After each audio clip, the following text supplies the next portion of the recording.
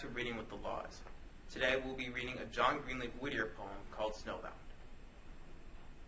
The sun that brief December day rose cheerless over hills of gray, and darkly circled gave at noon a sadder light than waning moon.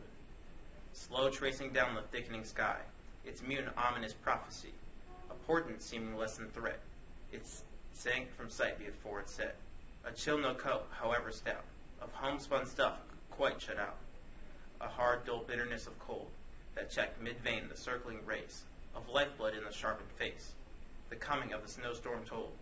The wind blew east, we heard the roar of ocean on its wintry shore, and felt the strong pulse throbbing there, beat with low rhythm our inland air.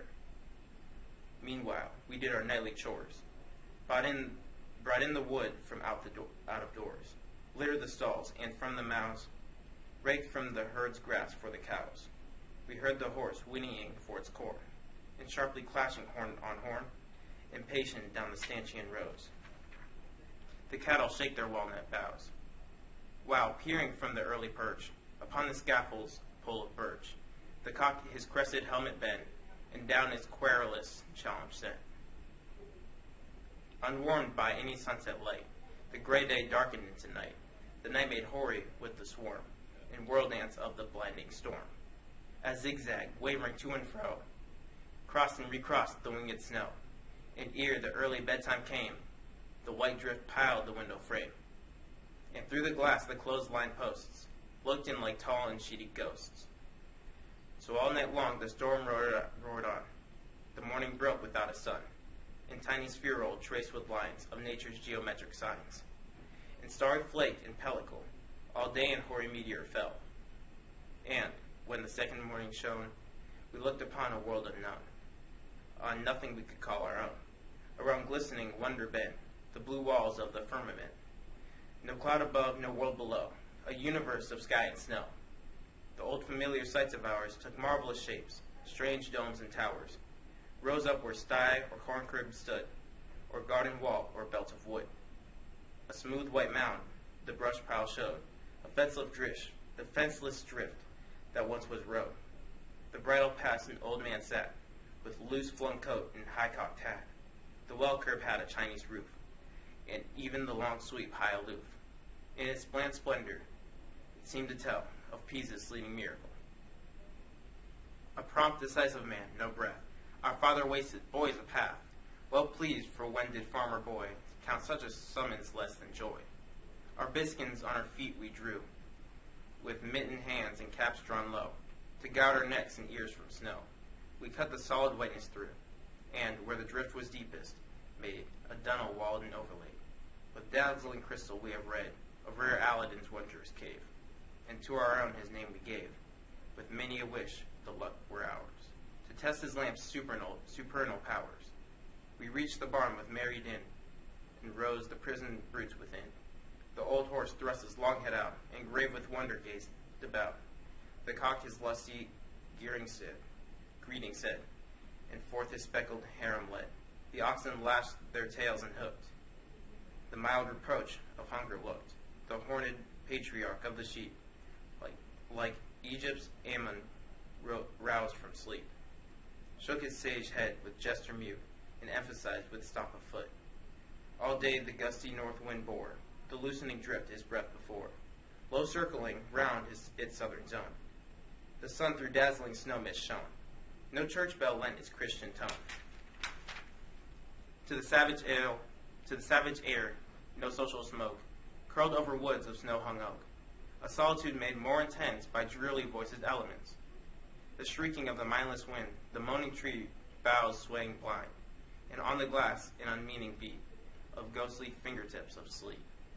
Beyond the circle of our hearth, no welcome sound of toil or mirth. Unbound the spell and testified of human life and thought outside.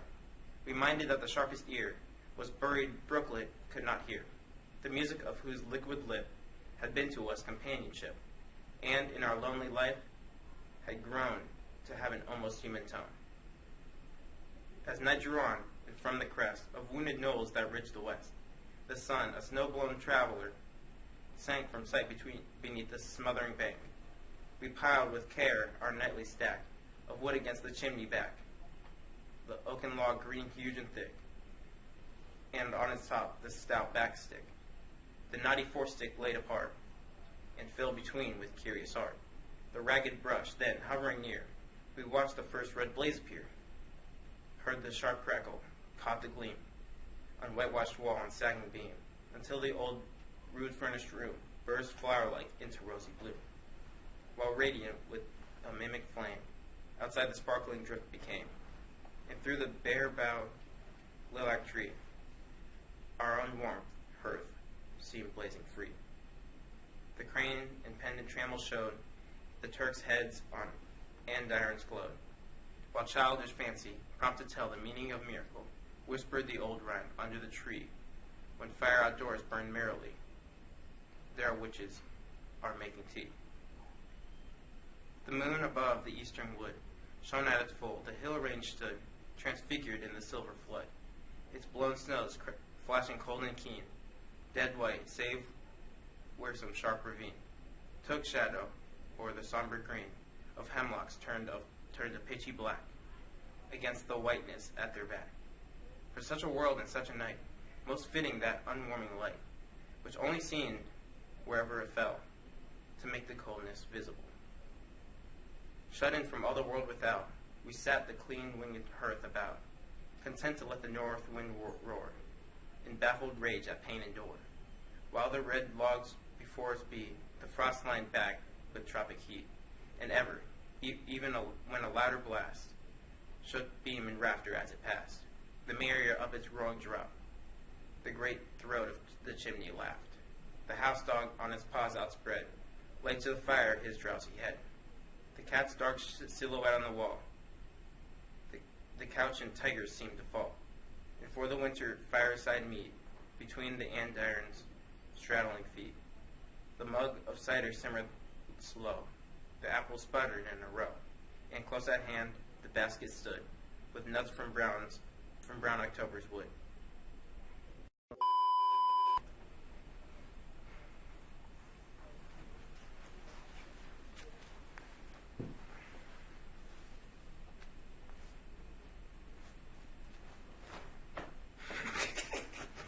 Alright, that one wasn't me.